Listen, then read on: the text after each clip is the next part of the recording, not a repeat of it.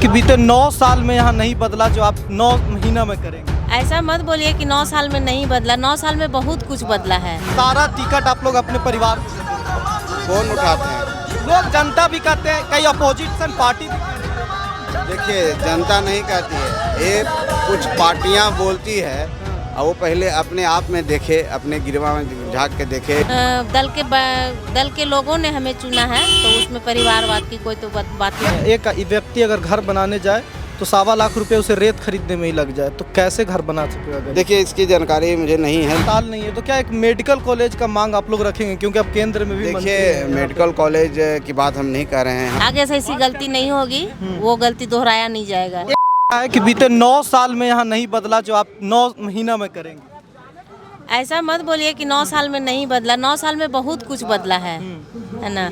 उसमें कुछ छूट गया है, नाली है, गली है, किसी को कॉलोनी नहीं मिला है, एक चीज तो वो एकदम पूरा होगा। आप ही नोटिस कर रही थी, आप बोली भी कि शिकायत है यहाँ के लोगों को कि फोन नहीं उठाते हैं। क्या लगता है ये फोन उठाने एक्सेप्ट करते हैं कि शिकायत है, फोन नहीं होता है। कभी कभी कोई सभा में है, कोई मीटिंग में है तो फोन रिसीव नहीं हुआ तो हो सकता है, लेकिन आगे से ऐसी गलती नहीं होगी। रुक जा, आगे से ऐसी गलती नहीं होगी, वो गलती दोहराया नहीं जाएगा। एक और सवाल है जो संतोष मांझी जी से भी हमने पूछा, आपकी उम्मीदवारी को लेकर अपोजिशन पार्टी भी और जनता भी कहती है कि आपका टिकट आपके परिवार में ही दिया गया, कोई हम में उम्मीदवार ऐसा नहीं थे क्या? कोई ऐसे उम्मीदवार नहीं थे जिन्हें दिया जाता, क्या आप ही थी जिन्हें दिया जाता? ऐसा नहीं है, ऐसा नहीं है, परिवारवाद ये नहीं है।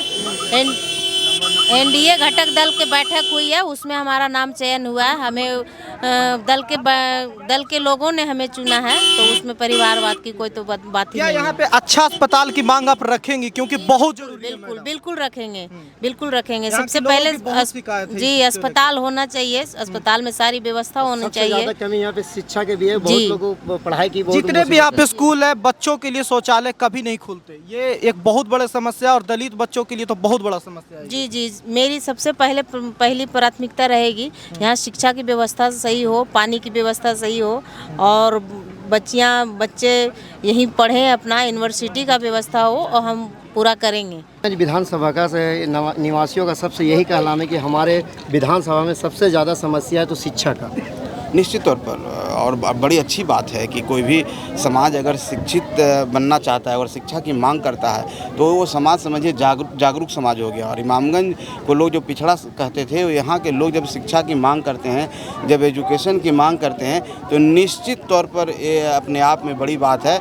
और हम लोग कोशिश करेंगे, हमने आपको बोला ना कि हम लोग कोशिश करेंगे कि यहाँ पर एक यूनिवर्सिटी खुले, एक बढ़िया हॉस्पिटल खुले, ताकि यहाँ के लोगों के, हमारी बच्चियों को, हमारी बच्चों को कहीं दूसरी जगह नहीं जाना पड़े, यहीं पर उनको सारा चीज़ मुहैया हो। तो हमारी प्रतिबद्धता है रोजगार, शिक्षा और स्वास्थ्य। एक और समस्या है सर, यहाँ पे 1.25 लाख रुपया प्रधानमंत्री आवास के अमाउंट जो है वो मिलता है, यहाँ पे रेत का कीमत आसमान छू रहा है बंदी के कारण, और उसकी सारी परेशानी है। एक व्यक्ति अगर घर बनाने जाए तो 1.25 लाख रुपए उसे रेत खरीदने में ही लग जाए, तो कैसे घर बना सकेगा? देखिए, इसकी जानकारी मुझे नहीं है, लेकिन मैं इतना ही कहना चाहता हूं कि जो भी बात आप कर रहे हैं हम लोग के संज्ञान में, चुनावी माहौल में हम लोग हैं, इस पर ज़्यादा हम लोग नहीं बोलेंगे। चुनाव के बाद इस पर निश्चित तौर पर संकट पे कुछ यहाँ पे कुछ हो पाए, चुनाव के बाद निश्चित तौर पर जो भी होगा हम लोग उसको करने का। एक अस्पताल का मांग बहुत ज़्यादा गाँव में रहता है सर यहाँ पे, कि यहाँ पे कायदे का अस्पताल नहीं है, तो क्या एक मेडिकल कॉलेज का मांग आप लोग रखेंगे, क्योंकि अब केंद्र में भी? देखिए, मेडिकल कॉलेज की बात हम नहीं कर रहे हैं, हम कह रहे हैं कि बढ़िया एक अदद हॉस्पिटल यहाँ होना चाहिए।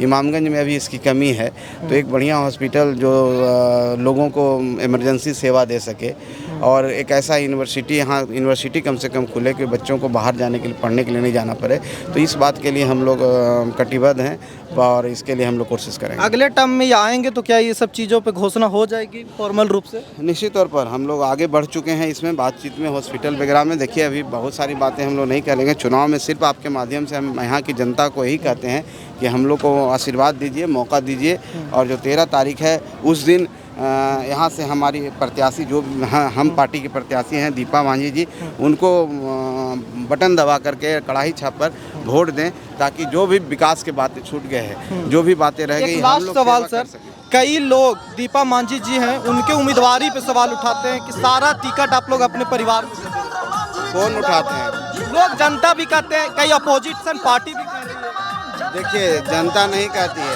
ये कुछ पार्टियां बोलती है और वो पहले अपने आप में देखे, अपने गिरवा में झांक के देखे और आप नज़र दौड़ाइए क्या है। तो जो दूसरे के ऊपर कीचड़ उठाते हैं उनके ऊपर भी कीचड़ पड़ता है। ऐसी बात नहीं है। दीपा मांझी कोई परिवारवाद की उदाहरण नहीं है। दीपा मांझी समाज की बेटी है और उस समाज से आती है और पहले भी राजनीति में सक्रिय रही है। ऐसा नहीं है कि आप आएँ और आपका उम्र हो गया 25 साल और आपको बना दिया गया, डिप्टी सीएम भी बन गए। अनुभव बात ये है ना सर कि इमामगंज क्षेत्र से क्या हम में कोई ऐसे काबिल उम्मीदवार नहीं है जिन्हें अब रिप्रेजेंट करने के लिए हम मौका दें? नहीं, बढ़िया उम्मीदवार है और हम समझते हैं कि एक से एक उम्मीदवार हैं। हमारे साथी हैं, जितने भी लोग यहाँ चल रहे हैं, एक से एक उम्मीदवार हैं, उसकी कमी नहीं है। लेकिन किसी एक को चुनना होता है। उम्मीदवार तो यहाँ पर 100 ऐसे समाज से आते हैं जो गरीब समाज, दलित समाज से हैं, जो अच्छे उम्मीदवार हैं। और निश्चित तौर पर ये इंड नहीं हुआ है, आगे का भी रास्ता खुला हुआ है और हमने मौका भी दिया है। सिकंदरा में, कुटुंबा में आप देखे होंगे।